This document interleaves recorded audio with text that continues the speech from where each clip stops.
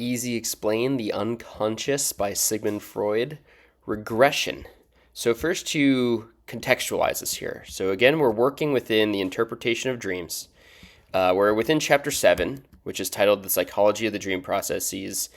And now we're moving into section B, which has the subtitle of Regression. So real quick definition of just like what regression is, what we're looking at here. It's directional. It's going to be a directional movement of psychic systems and psychic flow. So let's look at the normal direction of this being progressive, right? That's our waking psychic system flow. As we wake, we move from the unconscious to pre-conscious to conscious, right? And here's actually a quote from Freud on this. So he says that the system behind the pre-conscious we call the unconscious, abbreviated as the UCS, because it has no access to consciousness except through the preconscious, in the passage through which the excitation process must submit to certain changes. Right, so for Freud, this is how it works. This is how you wake up. This is how your memories come to the forefront of your mind and, active recall. There's a direction to this, right? As you're waking up, and then the opposite, the regression, is going to be going back into sleep, going into dreams, going into the unconscious. So let's look at that now, the unconscious as the dreaming psychic system. So Freud says the motive power of the dream is furnished by the UCS, the unconscious, and on account of this factor, we shall assume the unconscious system as the starting point for dream formation. The unconscious equals dreams. Dreams equal the unconscious.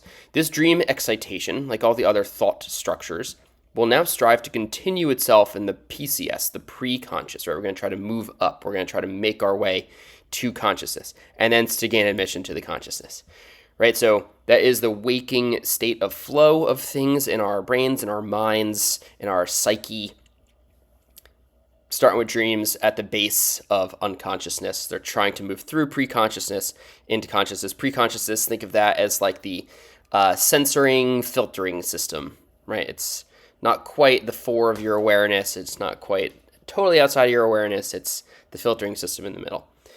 So now I think we're primed to actually look at regression, right? Moving backwards through these psychic systems. So if we call the direction from which the psychic process follows from the unconscious into the waking state, progressive, this would be progression, we may then speak of the dream as having a regressive character, right? Dreams going from consciousness back down into unconsciousness.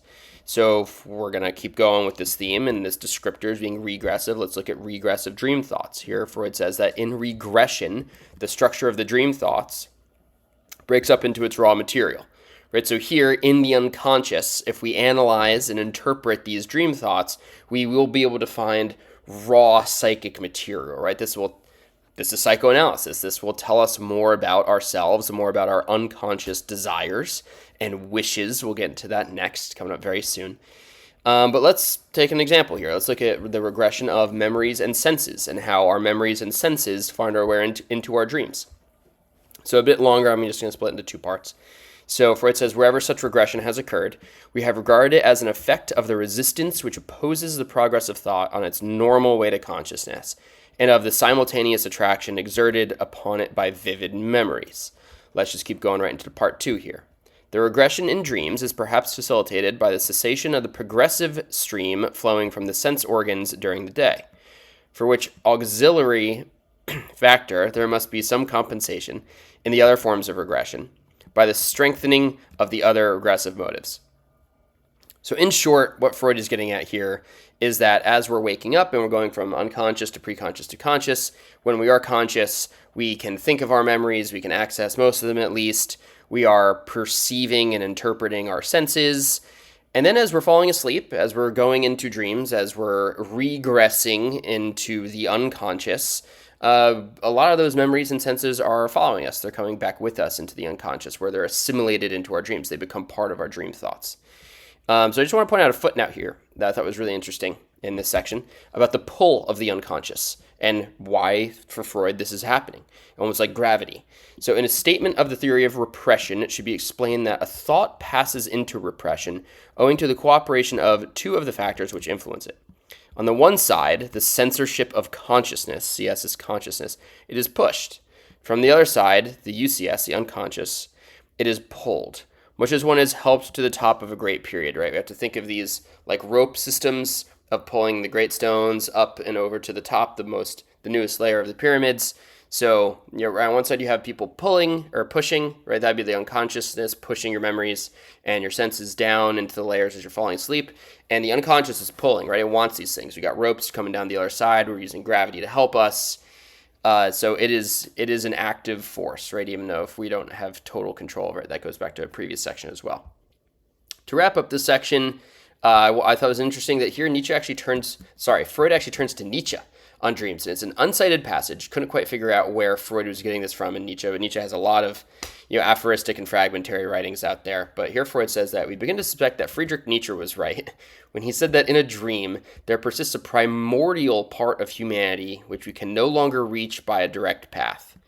That does sound Nietzschean. And we are encouraged to expect from the analysis of dreams a knowledge of the archaic inheritance of man, a knowledge of psychical things in him that are innate. So here what Freud is getting at using Nietzsche's quote is that if we can get into this unconsciousness, if we can get into this regressive kind of flow of psychic states, we can analyze our dreams, interpret our dreams. For Freud, what we're going to find is almost like a new rationalism, almost like these new purist, raw materials, raw ideas that are innate, right? They are part of the unconscious brain, the unconscious mind, unconsciousness in general for Freud. So that's what he's trying to get at. He's trying to analyze dreams to find these innate psychical things, these raw materials in the psyche. So that's regression in a nutshell. That's the subsection. And for now, hope that helps.